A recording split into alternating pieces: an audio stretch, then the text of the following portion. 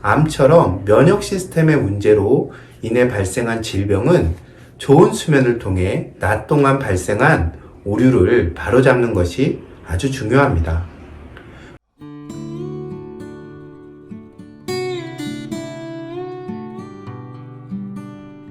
안녕하세요. 한의사 김영찬입니다.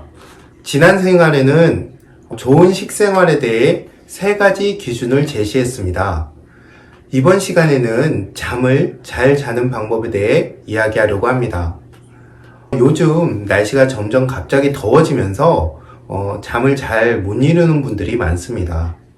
좋은 수면이 병의 예방과 치유, 그리고 좋은 건강의 유지에 중요하다는 사실에는 많은 분들이 공감하실 겁니다.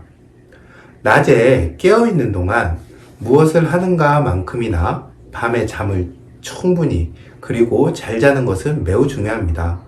특히 암처럼 면역 시스템의 문제로 인해 발생한 질병은 좋은 수면을 통해 낮 동안 발생한 오류를 바로잡는 것이 아주 중요합니다.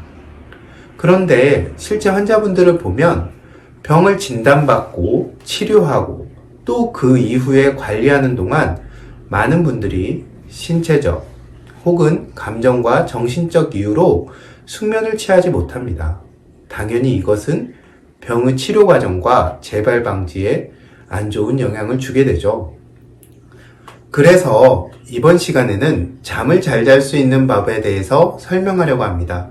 제일 좋은 잠을 자는 방법에 대해서는 참 많은 이야기들이 나와 있는데요. 저는 동의보감에 소개된 내용을 중심으로 숙면의 비결을 찾아보도록 하겠습니다. 동의보감의 첫 번째 숙면 비결. 누울 때는 몸을 옆으로 해서 무릎을 구부리는 것이 좋은데 이렇게 하면 심장의 기운을 북돋아준다. 깨어나면 기지개를 펴는 게 좋은데 이렇게 하면 정신이 흐트러지지 않는다. 몸을 쭉 반드시 펴고 누워서 자면 귀신과 삿된 것을 부르는데 공자가 시체처럼 자지 말라고 한 것은 바로 이것을 가리킨 것이다. 불을 밝게 밝힌 채 잠을 자면 정신이 불안해진다. 낮잠을 자지 않으면 기운이 소모된다. 또한 밤에 잘 때 항상 입을 다물고 자는 것을 습관화해야 하는데 입을 벌리고 자면 기운이 빠져나간다. 게다가 나쁜 기운이 입을 통해 들어가 병이 될 수도 있다. 또한 사람은 잘 때 하룻밤 동안 5번 정도 자세를 바꾸는 것이 좋다. 이 구절은 수면 자세에 관한 설명입니다. 옆으로 누워서 무릎을 굽힌 자세를 권하고 몸을 쭉 펴고 반드시 누워서 자는 것을 금하고 있습니다. 사람은 낮 동안 몸을 움직여 활동하고 밤에는 휴식을 취합니다. 낮이 에너지를 발산하고 움직이는 양의 시간이라면 밤은 에너지를 거두어들이고 쉬는 음의 시간이라고 할 수 있습니다. 옆으로 누워 무릎을 굽히는 자세는 이러한 자연의 리듬에 순응하는 자세라고 할 수 있습니다. 이것을 현대적으로 해석하면 깊은 수면을 취하기 위해서는 몸이 충분히 이완되고 편안해야 한다고 할 수 있습니다. 그런데 몸을 쭉 펴고 반드시 누우면 몸의 긴장을 유발하기 쉽습니다. 특히 가슴과 허리 부분에 힘이 들어가게 되죠. 이렇게 되면 숙면을 취하기도 어렵고 그 부분과 연관된 장기들도 이 긴장의 영향을 받게 되어 좋지 않습니다. 또한 반드시 누워서 잘 때보다 옆으로 누워서 잘 때 뇌의 글림프 시스템 또한 활성화된다고 알려져 있습니다. 그런데 옆으로 누워서 잘 때 생기는 한 가지 문제가 있죠. 바로 척추의 정렬이 틀어진다는 겁니다. 이 문제의 가장 간단한 해결책은 좌우를 번갈아 가면서 자세를 바꾸어 주는 겁니다. 위의 동의보감 구절에서 하룻밤 동안 자세를 5번 정도 바꾸는 것이 좋다고 한 것은 아마 이런 의미일 겁니다.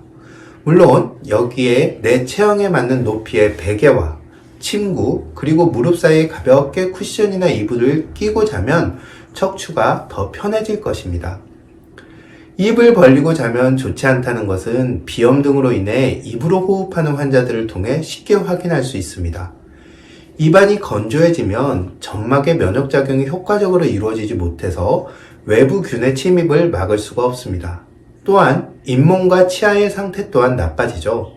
나쁜 기운이 들어오고 좋은 기운이 빠져나간다고 표현한 것은 아마 이런 내용을 말한 것으로 보입니다.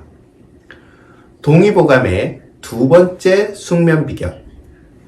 밤을 잘 때 편치 않은 이유 중 하나는 이불이 너무 두꺼워서 열이 몰렸기 때문이다. 이런 경우에는 빨리 이불을 걷고 땀을 닦는다.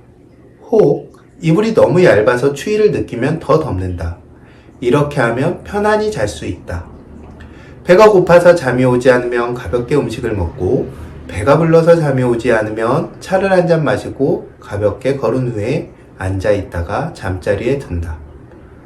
위의 구절에서 이불의 두께를 조정하는 것은 자는 동안 떨어지는 체온을 일정 정도로 유지해야 된다는 의미일 것 같습니다. 당연히 불을 불키고 자면 신경계의 긴장을 일으켜서 깊은 잠을 자는데 방해가 된다는 것은 누구나 아는 사실이죠. 또한 배가 너무 고파도 혹은 너무 불러도 잠을 자는데 방해가 된다는 것도 많은 분들이 경험적으로 아실 것입니다. 이것은 복강 내 압력과 관계가 있습니다. 배가 너무 고파서 압력이 떨어지면 긴장이 유발돼서 잠이 잘 오지 않게 되고, 너무 불러서 압력이 가슴으로 차올라오면 답답함을 느끼게 되죠.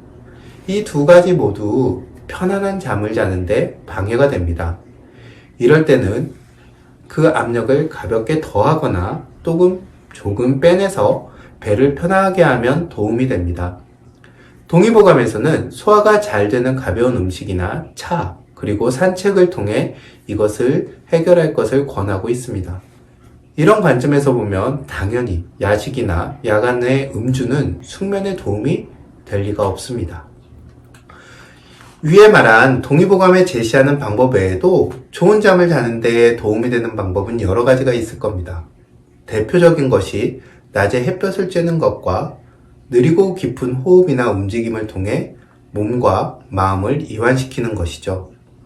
그런데 가만히 살펴보면 동의보감에서 제시하는 숙면의 요령과 세상에 알려진 다양한 방법들에는 공통점이 있습니다. 바로 한의학에서 강조하는 음과 양의 균형입니다. 긴장하고 활동하면서 기운을 펼쳐내는 양의 시간 후에는 이완하고 멈춰서 기운을 거두어들이는 음의 시간도 필요하다는 것입니다. 낮은 낮처럼 그리고 밤은 밤처럼 생활하는 것이 중요합니다. 낮밤을 구분하지 못하고 살면 좋은 잠은 물론이고 병을 치유하고 건강을 회복하는 데도 전혀 도움이 되지 않습니다. 병이 중할수록 기본을 지키는 것이 중요합니다. 이 힘이 뒤로 물러나지 않고 버텨내면서 앞으로 나아갈 수 있는 토대가 됩니다. 잠 못 이루는 나의 마음과 몸을 잘 살피고 적절한 조치를 취하면서 옛사람들이 전하는 숙면의 지혜를 실천한다면 좋은 잠을 이룰 수 있을 것입니다. 경청해 주셔서 감사합니다.